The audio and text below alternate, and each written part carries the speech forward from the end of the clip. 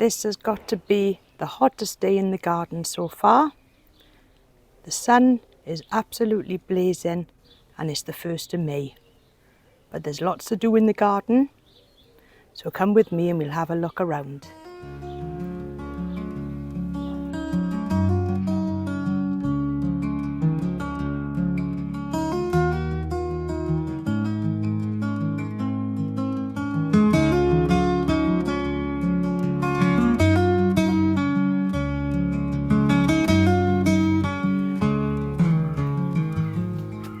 What a fantastic day in the garden. The weather here is glorious in South Wales. It's 25 degrees at the moment and everything is now out in the garden and doing really well. So let's take a look around and I'll show you what I've been doing in the last week in the garden. So let's make a start now as I come out of my back door. And everything now is really filling out in the garden. You can see that I've got my dahlias out now in pots from the greenhouse, and they were munched a little bit whilst they were in the greenhouse, but they seem to be doing okay now. When they get a little bit larger, I'll put some stakes into them. So first things first is the tree fern, and all the effort of protecting it over the winter months has definitely worked. As you can see in there, all the new fronds are starting to push through and they are looking excellent at the moment, and I'm really pleased with that. But I'm just making sure that I'm keeping it quite damp in this hot weather, and most nights I'm coming out and just giving it a good water. And just remember to also water the trunk as well with these tree ferns, as you don't want them to dry out. So spinning around now to behind me, and look at all the growth that's coming on this Fatsia japonica. Lots of new leaves pushing out there. And that loves it in that spot there. That's been there now 3 years. The wildlife pond is absolutely bustling with life. All of the tadpoles seem to be doing really well in there. And you can see that I've also built a little bit of an escape route. So I've built up one side of the pond now with rocks, so that when they turn into frogs, they've got somewhere to come in and out of the pond, and that's really important. I've also got a log in there, and I'm leaving all the weeds in there just to give them a little bit of shade from this hot sun, and also something to feed on.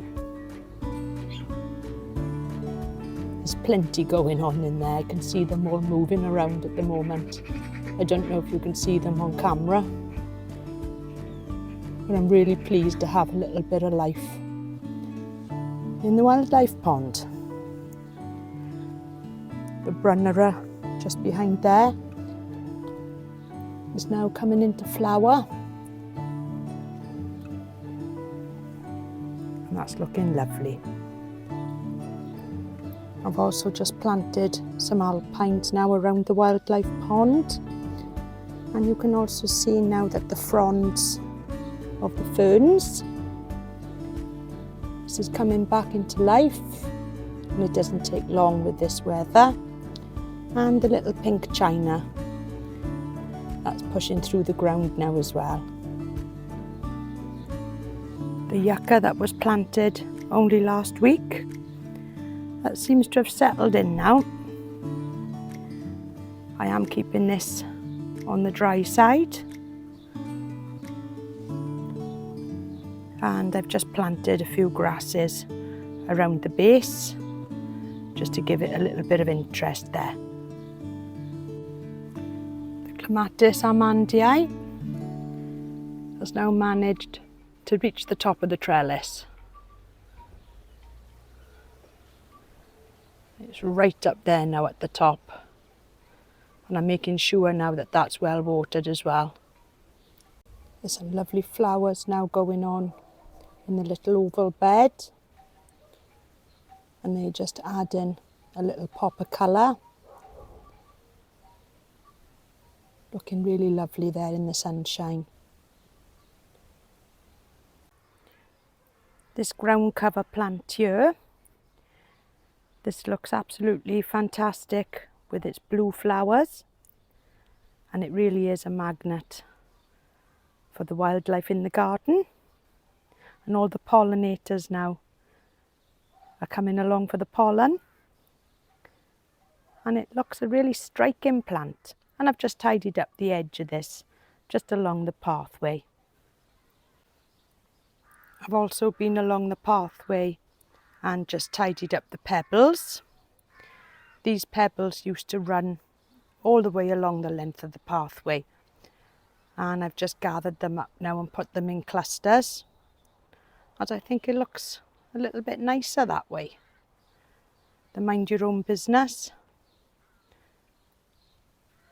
that's really thriving under there, but just make sure that you keep it quite damp in this weather.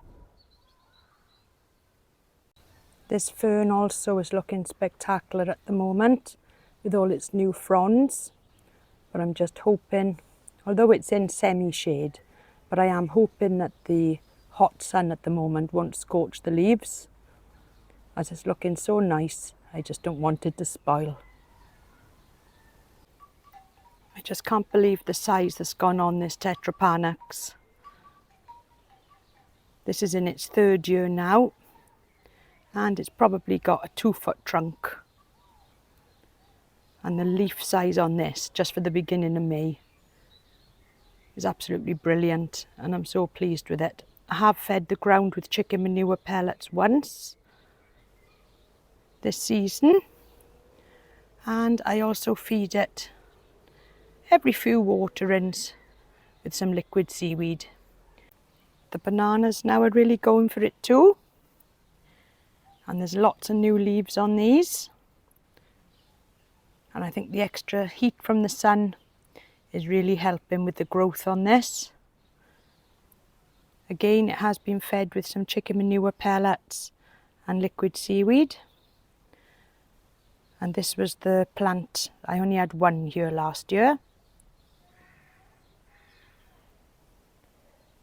And that turned into 4. Beautiful plant. So I nipped out this morning down to Zoa's, which is my local garden centre, and come back with a few little bits and pieces that I wanted. I bought a lovely sign there for the greenhouse, and a new solar lantern, which I want for the tiki bar. Some black pots because they're always handy. Stocked up on my bone meal and my Tomorite. I don't tend to buy a lot of annual plants for the garden, but I do like a begonia, and I also like 1 or 2 geraniums in the garden. And this one is a lovely bright red colour and is called a tango. I do like a begonia in the garden, and I particularly like the ones with the red leaves, as I think that gives a little bit of interest in the garden. And these are so handy just for filling up some spaces throughout the garden in between the plants. I'm walking down towards the bottom of the garden. You can see the size on this John Phillips. It's a fantastic euphorbia, but just be warned, it does grow pretty large in the garden.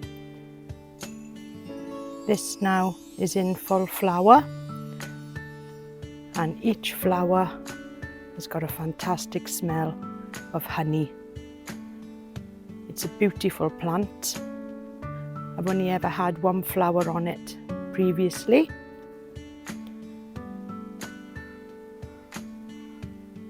And this year it really has put on a good show. This is its 2nd season in the garden, and what a wonderful plant. I've got some geums. These are geum totally tangerine, And these are just planted in between the roses. And it hasn't taken long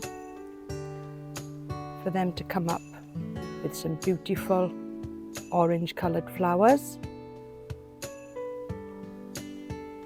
And they really brighten up the space in the garden.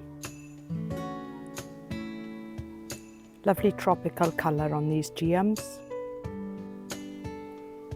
The loquat tree has also got a lot of new growth,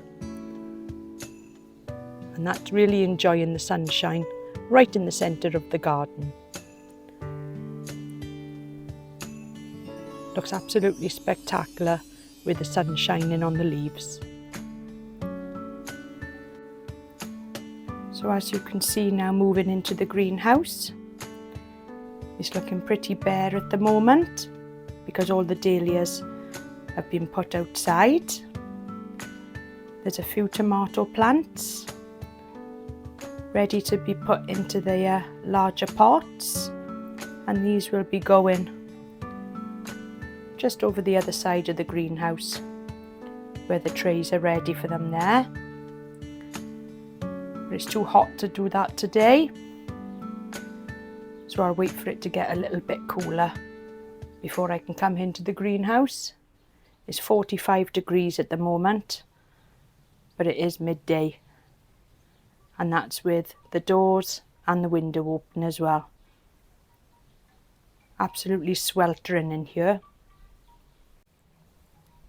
I've brought the Ionium outside just for a little bit of fresh air. This one is really healthy, and I've had a few cuttings off this last year. And this is a really beautiful dark purple colour. And it's growing to be a magnificent plant. My little red banana, I think it's time now to pop this into a larger pot, but it's too hot to do that at the moment, so I'll probably do that tonight now when the weather cools down a little bit. And this is an Insetti Morellii. It's a very small plant, only bought online this year, but it's looking very healthy. But it just needs some time now to grow into a larger plant. I've also just stripped back some of the smaller canes from the bamboo Robusta Campbell, and that just shows off now the stripy stems. And to be honest, this has had a really good spurt of growth now. The heart's tongues ferns, these are really filling out now too in their shady spots. These were trimmed back a few weeks ago, and just look at all that lovely new growth. I've got 3 of these tucked away here, and they do grow to be quite a size. I keep my golden bamboo in this pot here, and this is a lovely size now, and I realised today why I keep it in a pot. Just look at that runner there trying to escape, so I'll have to snip that off, but that would have been shooting right through the garden. So always keep your golden bamboos in the pot or with a really good root barrier you've placed in the ground. So I've got my pots out ready for my tomatoes. And I'm still waiting for it to cool down a bit so that I can get out here and get things started in the greenhouse. But I have found a new place for my new sign.